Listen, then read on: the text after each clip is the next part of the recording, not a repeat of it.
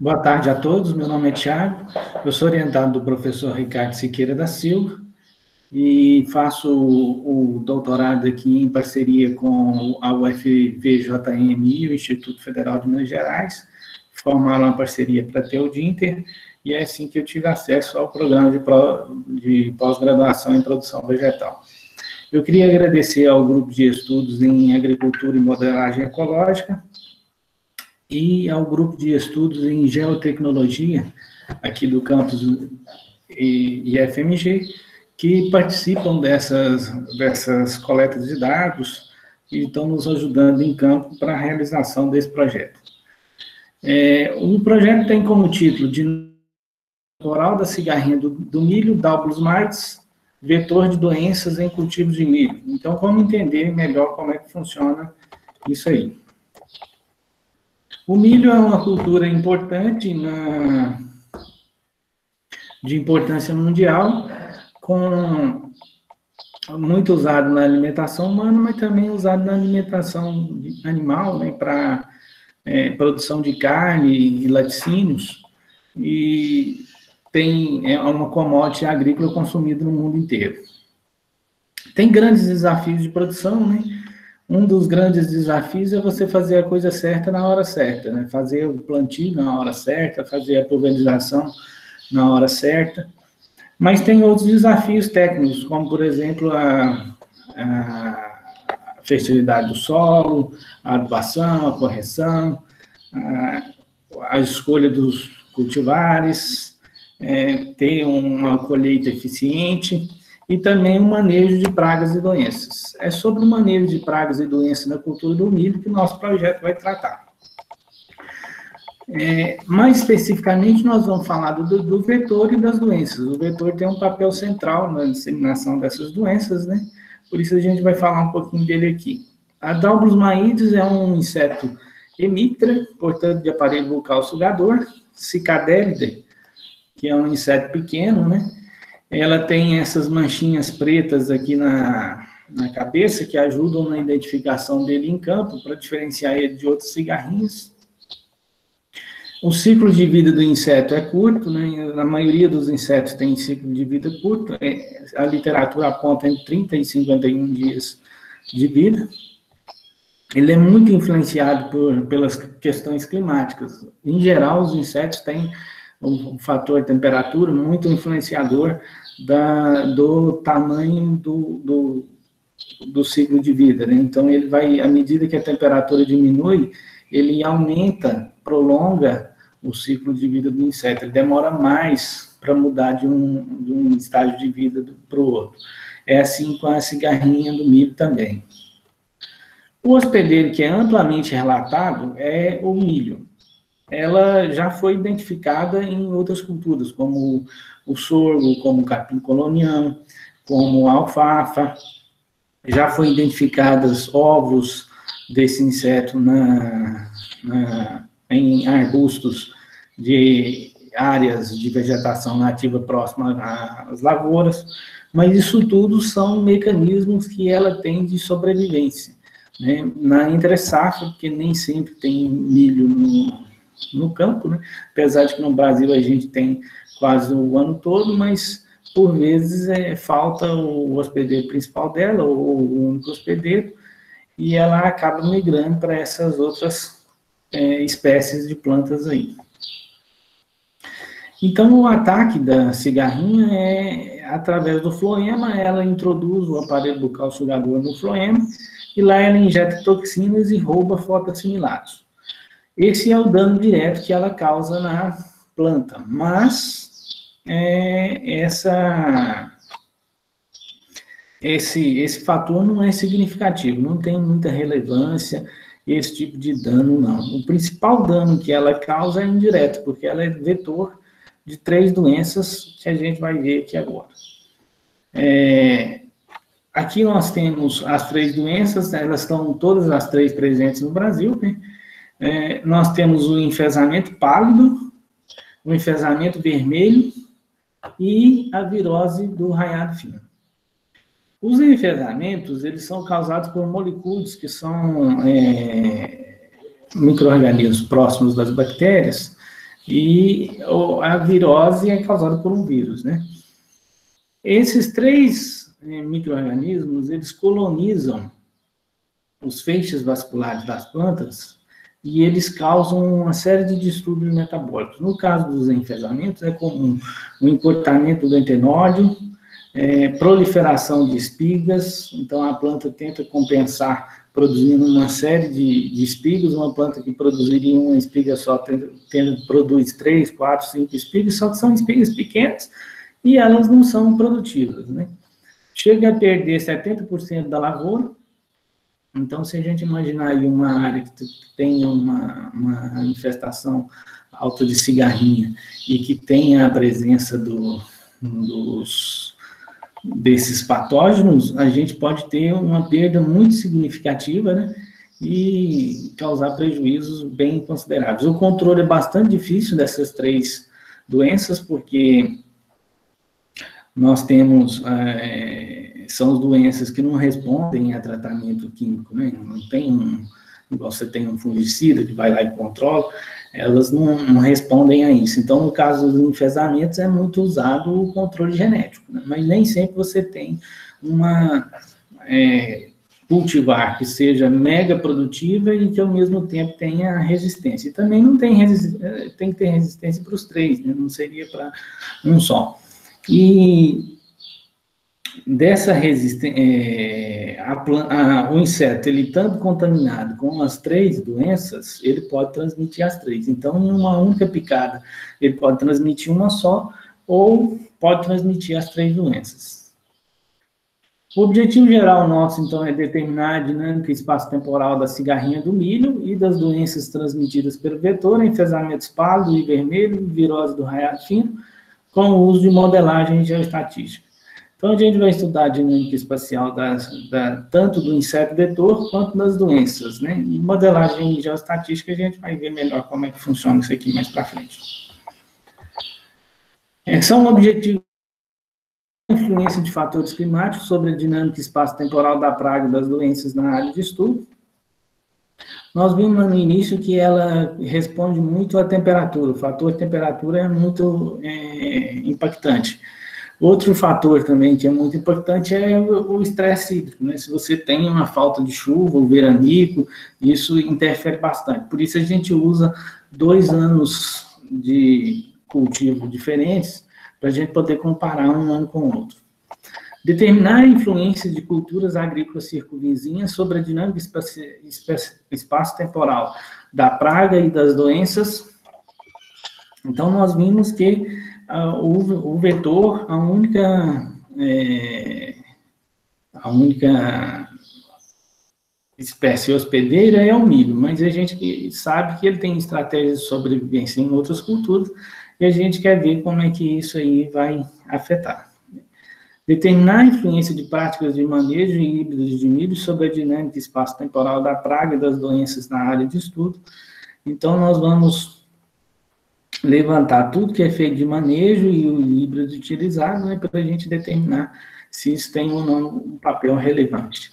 Determinar períodos de monitoramento e controle da cigarrinha do milho. Nós já sabemos que já existe, já se sabe que o período de monitoramento tem que ser no início, mas a gente vai ter acesso a mais informações mais detalhadas que vai poder melhorar esse monitoramento. Desenvolver modelos de nicho ecológico para as espécies estudadas. A gente vai entender o que é esses modelos de nicho ecológico. Como justificativa para o nosso projeto, a gente tem que o seguinte: esse inseto vetor, ele vem aumentando muito a importância dele no cultivo de milho. Isso a gente não sabe direito o que aconteceu, né, mas tem entomologistas falando que é a principal praga que ocorre hoje. E isso porque ele é transmissor das 3 doenças, né? É o dano indireto que ele causa, o mais importante. As doenças são de difícil controle, o que reforça o controle sobre o inseto. Aí a gente vai ter que melhorar o controle sobre o inseto. Existem poucos estudos de dinâmica espaço-temporal dessas espécies, e o nosso trabalho trará informações de como as mudanças climáticas elas afetam esse comportamento das espécies que a gente está estudando, como que as culturas circunvizinhas, né, como que elas afetam na dinâmica espaço-temporal das espécies, e a gente vai poder produzir modelos de nicho ecológico através de programas como esses aqui, que eles são muito úteis para os governos, para as associações de produtores, para poder fazer o seu planejamento acerca do enfrentamento daquela espécie praga ou daquela doença. Nós também vamos poder melhorar as informações sobre o monitoramento e o controle, né, que já existem, mas vão poder ser melhor aperfeiçoados. Aqui a gente tem, então, um fluxograma resumido. O primeiro passo é a escolha das áreas de estudo, né? A gente tem que aqui ter consciência de que a gente vai ter que ter mais de uma área para a gente poder comparar uma com a outra, e vai ter que estudar essas áreas por mais de um ano. Então, isso aí é fator importante, porque a gente tem que estar com esse planejamento, né? Feito a escolha das áreas, a gente vai, então, fazer a distribuição dos pontos. Se a gente está falando da dinâmica espacial, a gente vai ter que ver a variação ao longo da lavoura. Então, a gente tem que fazer uma distribuição de pontos em todas as lavouras que vão ser amostrados depois. Depois que a gente faz a distribuição dos pontos, a gente faz o georreferenciamento das áreas, né, desses pontos, e com esse georreferenciamento a gente vai poder depois rodar as ferramentas de modelagem geoestatística. Depois que a gente montou, então, o experimento, montou os pontos, fez o georreferenciamento, a gente vai fazer o levantamento semanal de insetos e doenças em cada uma das áreas. Com isso aqui, a gente vai formando um banco de dados, e esse banco de dados, a gente vai, através de ferramentas de modelagem geoestatística, a gente vai produzir os nossos resultados, que esses sim vão ser discutidos. Então, vamos começar com as áreas experimentais. Nós temos aqui em Bambuí 3 áreas experimentais. Essa aqui, ela está sendo analisada na safra, essas duas, e essa da esquerda e a da direita, elas estão sendo analisadas na safrinha. Elas têm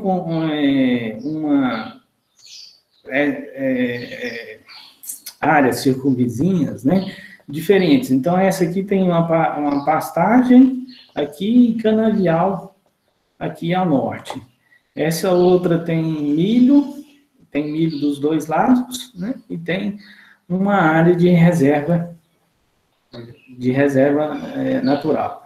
Aqui tem pastagem, aqui tem uma pequena reserva, aqui tem café, aqui tem mais áreas de milho, aqui tem uma área de cultivo também e área de pastagem. Então, todas essas informações, elas vão sendo levantadas para a gente depois verificar se existe alguma influência que essas áreas possam servir como área de refúgio, ou como alguma área de estratégia de sobrevivência, principalmente para dar alguns mais, e, por consequência, vai impactar também na dinâmica das doenças, né? Feitas essas escolhas das áreas, né, nós vamos, então, depois do plantio, colocar os nossos pontos, instalar os nossos pontos, né? Então, em toda a área, a gente vai pegar e vai instalar pontos nela equidistantes, então eles têm a mesma distância, tanto no sentido, tanto em um sentido quanto em outro, forma um quadrado, né? Cada ponto. Para isso, a gente vai fazer o uso da trena e de uma estaca de bambu. Cada estaca dessas é identificada, né, e a gente tem no final a área toda dividida, toda estaqueada dessa maneira aqui, né. É importante que esses pontos eles estejam equidistantes, porque isso isso é chamado de amostragem sistemática. Isso é importante para a gente não superdimensionar. Vamos supor que a gente superdimensionasse, se a gente tivesse muito mais pontos aqui nessa região azul. Então, a gente poderia depois representar essa área mais em azul do que ela realmente era, né? Em função do fato da gente não ter feito a amostragem sistemática. Depois que a gente colocou as estacas, então, a gente pega um GPS como esse, é o GPS geodésico, ele tem uma base fixa, e ele trabalha combinado com um outro GPS, que é o móvel. Esse móvel, então, a gente vai em cada uma daquelas estacas, em cada um daqueles pontos, e com o uso desse monitor aqui, a gente opera o equipamento fazendo a marcação geográfica de cada ponto. Como eles trabalham combinados, né, eles reduzem bastante o erro. Então, o erro dele é bem baixo, é milimétrico. Já esses GPS que a gente tem aí de navegação, o erro pode chegar a 5 metros, e isso seria bem significativo para a gente em função do nosso espaçamento. Depois que a gente, então, instalou os pontos e começou o georreferenciamento, fez o georreferenciamento, aí sim a gente começa, de fato, o nosso levantamento de dados, né? A gente parte com uma planilha como essa, né? Ela é impressa, ela tem aqui os pontos 1, 2, vai até o meu último ponto, né? Que não é 15 aqui, é só para facilitar a projeção. E a gente vai coletar dados sobre cigarrinha, enfesamento vermelho, enfesamento pálido e raiado fino. Isso a gente faz uma vez por semana, né? No caso dos insetos, a gente conta o número de insetos por ponto, em 5 plantas. Em cada ponto a gente vai analisar 5 plantas. Então vai ser aquela planta central e as que estão adjacentes a ela, né? No sentido da linha e no sentido das outras linhas. Então a linha de cima, a linha de baixo e as duas plantas que estão ao lado. Uma de um lado, outra de outro. Além disso, a gente vai fazer o levantamento das ocorrências das doenças. Feito isso, a gente vai estar gerando um banco de dados, né? Aqui a gente pode ver que uma vez por semana a gente vai lá no campo e a gente vai montando uma planilha com todas as informações sobre a dinâmica espaço-temporal das espécies que a gente está estudando. Aqui, já para a gente ver, então, a ocorrência das doenças, né? Nós temos aqui o enfesamento vermelho. Essa doença, ela se confunde um pouco com a deficiência de fósforo, e aí a gente tem que ter algumas estratégias para poder diferenciar. Primeiro que a deficiência de fósforo começaria de baixo para cima na planta, e a doença começa de cima para baixo. Normalmente ela começa nas plantas, nas folhas mais novas. Uma outra questão é que se você tem a doença de um lado da folha, mas não tem de outra, você tem um sintoma de um lado da folha, mas não tem de outro, isso é um sinal de que pode ser um patógeno. Se fosse uma deficiência, seria a distribuição simétrica na folha, então você teria de um lado, mas teria de outro também. Junto com isso aí, você levanta outras informações, né? Se a planta, se a área tem problema de fósforo, se não tem, né? E se as adubações foram corretas ou não. Isso tudo são informações que a gente faz. São informações que a gente levanta para formar o diagnóstico. Aqui é o raiado fino, o estudo é fora das nossas áreas. O raiado fino já é mais fácil de ver, ele está bastante presente nessas áreas que a gente está estudando. Ele são pequenos pontos que parecem que você atravessou a folha com uma agulha, né? Que ela causa tipo uma depressão na folha. E esses pontos, eles se fundem e depois de fundidos, eles parecem ser uma estria, né? Parece formar uma estria, mas ela está sempre representada por esses pontos que parecem furinhos na folha. Aqui é uma suspeita de enfesamento pálido, que a gente teve, mas que foi descartado. O enfesamento pálido ele causa uma estria aqui na base da folha, né? Causa estria, mas também causa encurtamento de entrenose, isso a gente não tinha, causa proliferação de espiga, está presente em mais de uma planta, não em uma planta só, né? Então isso aí foi descartado. Bom, mas então, para a gente ter essas... a gente viu que as análises, a diagnose é bastante complicada, né? E aí a gente teve a oportunidade de, junto com essa empresa Corteva, ela está nos apoiando, a gente está fazendo análise de PCR. Então, a gente coleta cigarrinho e coleta também as folhas, né? E manda isso para o laboratório. É claro que isso não é semanal, porque senão geraria um volume muito grande, né? E aí vem o resultado, pelo menos para os enfesamentos, né? A gente está tendo lá algumas informações interessantes, como, por exemplo, algumas plantas que têm sintomas e não apresentam doença, e plantas que não têm sintomas e que estão dando positivo para a doença, né? Bom, além de todas essas informações, além dos dados da cultura, né, que a gente vai levantando, a gente levanta também os dados climáticos, para que a gente possa falar sobre a interferência do clima, né, no comportamento das espécies. Esses dados, eles são acessados lá no INMET, e a gente baixa todos os dados que tem lá disponível, mas os mais importantes é a temperatura, umidade, chuva, estresse hídrico, direção do vento, né, velocidade do vento.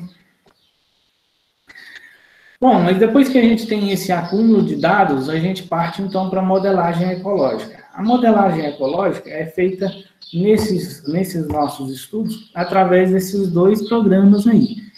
Os dois, eles são independentes, você pode usar um, não pode usar outro, mas o que vai limitar é, às vezes, o tipo de informação que você tem.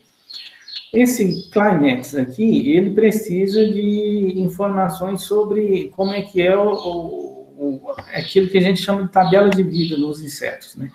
O que é ideal, qual é a temperatura ideal, qual é a temperatura mínima, qual é a temperatura máxima, isso para chuva, isso para se o estresse hídrico tem influência, a umidade relativa, né? E o Maxent, ele só trabalha com as informações das ocorrências, né? Então, você entra com latitude e longitude, informações de ocorrências. Então, onde tem ocorrência, você diz o programa que teve naquela latitude e longitude. E o que você tem como saída são mapas de distribuição. Esses mapas de distribuição, eles vão te dizer se as áreas são inadequadas, são moderadamente adequadas ou são altamente adequadas.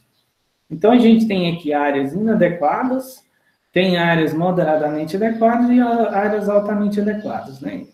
Os programas, a gente está vendo aqui as ocorrências nesse ponto verde, né? É através dessa ocorrência aqui que o Maxent, por exemplo, faz a definição de quais áreas que ele vai marcar em vermelho, quais áreas ele vai marcar em marrom aqui, né, e quais ele vai marcar em branco.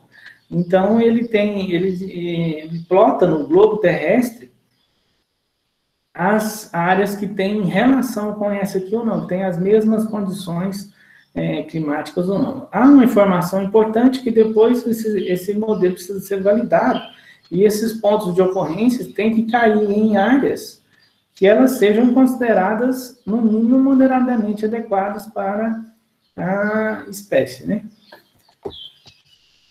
Bom, outra ferramenta que nós vamos usar é a geoestatística, né? A estatística clássica que a gente conhece, ela não é adequada para esse tipo de... Ela não traz as informações que a gente precisa no caso desse tipo de estudo, né? O nosso estudo, ele quer ver, ele não trabalha, por exemplo, igual numa estatística clássica que você tem na unidade experimental, homogênea, que você tem repetições, que você tem blocos, né? Isso aqui nós estamos fazendo um levantamento da natureza, conforme se comporta lá na natureza. Então, aí a gente faz uso da geoestatística, né? Ela se baseia no seguinte: a primeira lei da geografia, ela resumidamente explica o seguinte: coisas mais próximas são mais parecidas que as outras. Então, se você tem uma fonte de calor, uma fogueira, se você se aproxima dessa fogueira, a temperatura vai aumentando, né? Se você tem uma fonte de frio, à medida que você vai se aproximando dessa fonte de frio, vamos imaginar a Antártida, por exemplo, à medida que você se aproxima, o frio vai aumentando. Então, coisas mais próximas são mais parecidas. E é assim também no caso das espécies dos organismos vivos, né? quando a gente fala, por exemplo, vamos imaginar um pé de cafeeiro todo coberto por esporos de ferrugem. Onde a gente vai ter mais facilidade de encontrar esporos dessa origem? Se vai ser mais próximo, ou vai ser a 1 quilômetro, 2 quilômetros, ou a mais distante ainda, né? Então, sempre as coisas mais próximas são mais parecidas, e é com base nisso que se desenvolveu a geoestatística. Há um cálculo, uma equação que é feita na geoestatística, que é o semi-variograma. Ela é central e ela vai responder uma série de questões, do mesmo jeito que a gente tem na estatística clássica lá, a ANOVA, o semi-variograma também é uma ferramenta muito útil no caso da geoestatística, né? E ele vai permitir que a gente calcule, dentre outras coisas, a dependência espacial, que é engraçado a gente falar dependência espacial, né? Porque no caso da estatística clássica, as coisas são independentes. A gente considera que as amostras são independentes. Aqui não, as amostras elas têm dependência, né?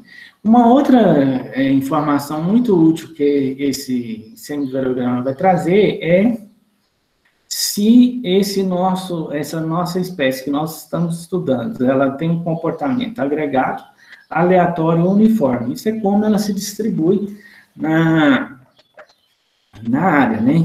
E isso aqui tem um papel importante, tanto na distribuição, quanto no controle que a gente vai ter que empregar depois também, né? Bom, mas então, depois que a gente tem esses dados acumulados e tem esses dados processados em modelagem e geoestatística, a gente vai ter resultados como esse aqui, né? Aqui a gente tem uma série de mapas, né? E tem uma frase interessante do INPE que diz o seguinte: mapas são dados, não são desenhos. Aqui a gente olha e acha que é um monte de desenho, né? Mas são dados, e dados muito importantes. Aqui a gente tem o verão, outono, inverno, primavera, 2012, 2013, 2014, 2015. Então, aqui a gente tem uma série temporal, por isso que é chamado de dinâmica temporal, né? E aqui dentro, em cada mapa desse, em cada um desses momentos temporais, a gente tem uma variação espacial, por isso dinâmica espaço-temporal, né? Aqui a gente tem, se a gente pegar a escala aqui, o amarelinho é mais baixo, né? Tem menos galerias, e o escuro é o que está mais afetado. Então, isso no caso do inseto vetor, né? Esse aqui é um inseto vetor, é um mapa de cima, o de baixo é o fungo. Então, aqui a gente tem, no começo do levantamento, a gente tinha essa área amarela bem grande, e aí ela vai diminuindo aos pouquinhos, até que a gente chega aqui na frente e ela está bem menor, a gente tem áreas escuras muito maiores, né? Então, isso mostra o progresso da infestação do inseto, né? A mesma coisa acontece no caso da doença, né? A gente tem essa área cinza aqui, que é a escala menor, né? Menor severidade, os escuros é maior severidade. Ela começa com uma área bem grande, ela vai diminuindo até ficar bem reduzida aqui embaixo. E a gente vê uma outra coisa, sempre que a doença está, o inseto já estava antes, né? A gente vê que o inseto chega primeiro do que a doença.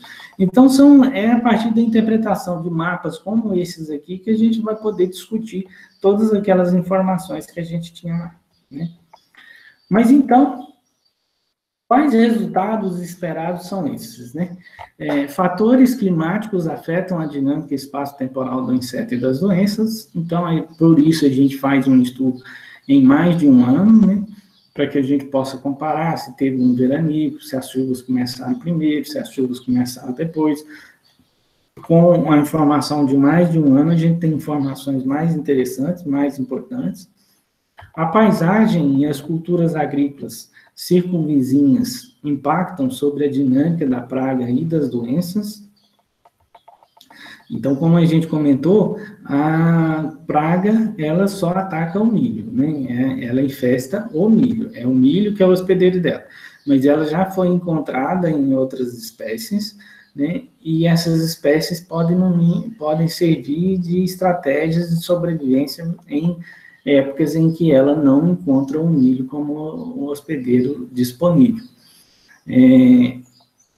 Então, por isso a gente quer entender melhor como que essas áreas vão influenciar na introdução e em toda a dinâmica das espécies naquela área de estudo.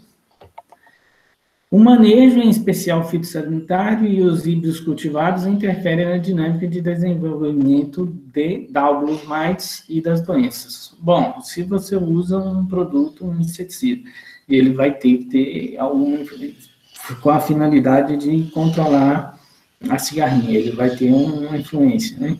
Então, a gente quer entender como é que funciona isso. Os híbridos também, se você tem um híbrido geneticamente resistente ou mais tolerante, a gente tem a gente quer responder sobre isso aí também. Há períodos ideais de monitoramento e controle da cigarrinha do milho a fim de reduzir os danos. Então, nós já temos algum monitoramento, né? Já se sabe que você tem que fazer no início e tal. Nem estou dizendo que todos os produtores fazem, mas a gente tem essa informação aí já. Mas a gente vai ter uma série de informações muito mais detalhadas, porque a gente vai estar fazendo um levantamento da área toda, né? E muito detalhado. Então, a gente vai ter informações que vão poder melhorar isso daí. Há modelos de nicho ecológico construíveis com os dados obtidos. Então, assim que a gente tiver esses dados, a gente já tem condições de construir esses modelos que são muito, muito úteis para os governos, para as associações de produtores, para as empresas de controle químico. Então, o nosso orçamento, né, a gente tem aí um orçamento, ele é bastante, a gente não gasta muita coisa, né? Aqui a gente tem um orçamento de 3.244, mas muitas dessas coisas nós nem compramos. Por exemplo, computador a gente não comprou, impressora a gente não comprou. Então a gente não precisa disso, né? A gente precisa de papel, a licença do programa, do software de modelagem, né? E fita adesiva, que é coisa baratinha. Aqui nós temos um cronograma de execução, né? A gente começou lá em 2019, né? Já fizemos a implantação dos experimentos, então, sempre no início da safra e da safrinha, é isso que eu estou chamando de instalação, né? Que é você ir lá e fazer a distribuição dos pontos de gerenciamento. Então, sempre no início da safra e da safrinha. E aí a gente já fez uma parte das coletas de dados, está indo para a segunda parte das coletas de dados, depois vamos processar esses dados em modelagem geoestatística e fazer os artigos e, por fim, fazer a defesa que a gente está pretendendo fazer no final do ano que vem. Tá certo? Então, muito obrigado a vocês, eu fico à disposição.